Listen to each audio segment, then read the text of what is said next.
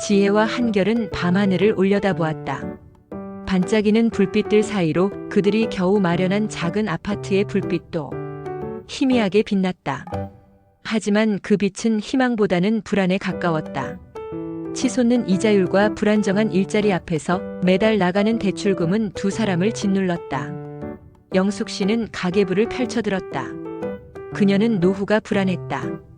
젊은 시절 모아둔 돈은 부동산에 묶여 있었고 연금만으로는 병원비와 생활비를 감당하기 버거웠다. 동현 씨는 자신이 운영하는 작은 카페 문을 열었다. 한때 동네 사랑방 역할을 했던 곳이지만 대기업 프랜차이즈와 온라인 주문 앱에 손님을 빼앗기기 일쑤였다. 새로운 기술과 플랫폼의 등장은 기회보다는 위협으로 다가왔다. 지혜와 한결은 주말 아침 동현 씨의 카페 앞을 지나다 멈춰섰다. 한때 활기 넘치던 카페는 왠지 모르게 쓸쓸해 보였다. 자신들의 불안감이 사실은 도시 곳곳에 스며든 모두의 그림자임을 느꼈다. 그들은 서로의 손을 잡으며 불확실한 시대 속에서 어떻게 함께 헤쳐나갈 수 있을지 고민했다. 동네 주민센터에서 열린 설명회에 지혜와 영숙 씨가 나란히 앉아 있었다. 강사는 가계 자산의 부동산 편중 위험성을 설명하며 자산 관리의 중요성을 강조했다. 또한 실업이나 질병 같은 위험에 대비하는 사회보험의 역할에 대해서도 이야기했다. 동현 씨는 은행에서 대출 상담을 받았다.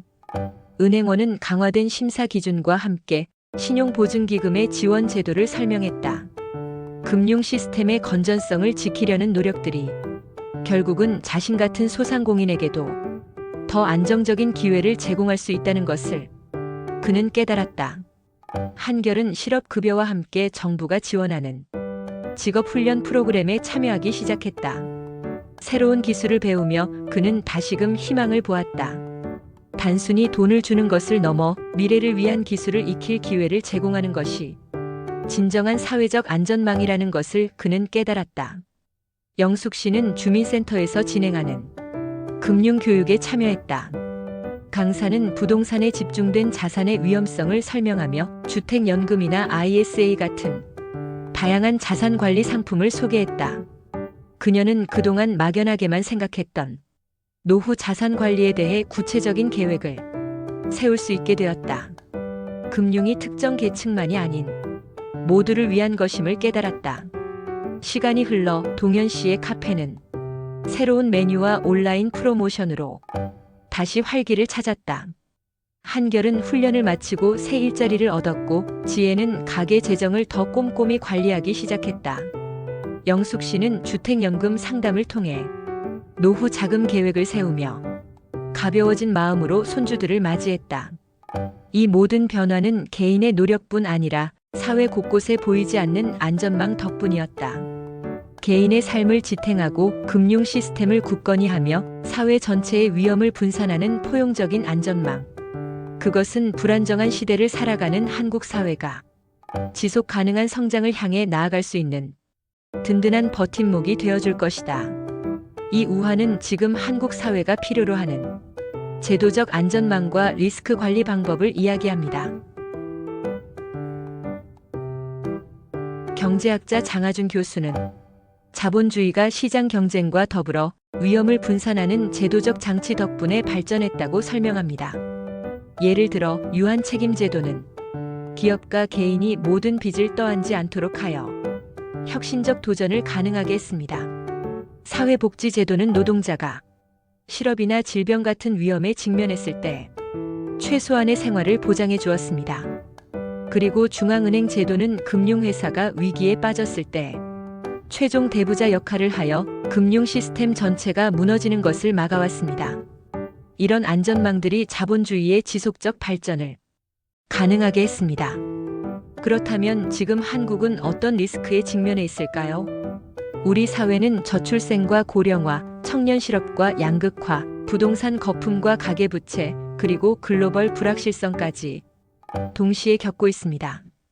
금융시장도 빅테크, 핀테크, 가상자산 같은 새로운 도전으로 불안정성이 커지고 있습니다. 이제 과거 방식만으로는 대응하기 어렵습니다. 첫째, 가계 차원의 리스크 관리가 필요합니다. 한국 가계의 자산이 대부분 부동산에 집중되어 있어 가격 변동에 크게 흔들립니다. 주택연금이나 개인연금, ISA 같은 장기적 자산관리 제도를 활용하고 정부는 이를 더 촘촘하게 보완해 노후 불안을 줄여야 합니다. 동시에 과도한 대출 의존을 억제하는 정책적 유인이 필요합니다. 둘째, 금융회사의 건전성을 지키는 장치가 강화되어야 합니다. BIS 자기자본 규제를 엄격히 하고 스트레스 테스트를 통해 위기 대응 능력을 높여야 합니다. 예금보험, 신용보증, 채무조정 같은 제도도 확대해 금융 소비자 피해를 최소화해야 합니다. 셋째, 사회 전체 차원의 위험 분산이 필요합니다.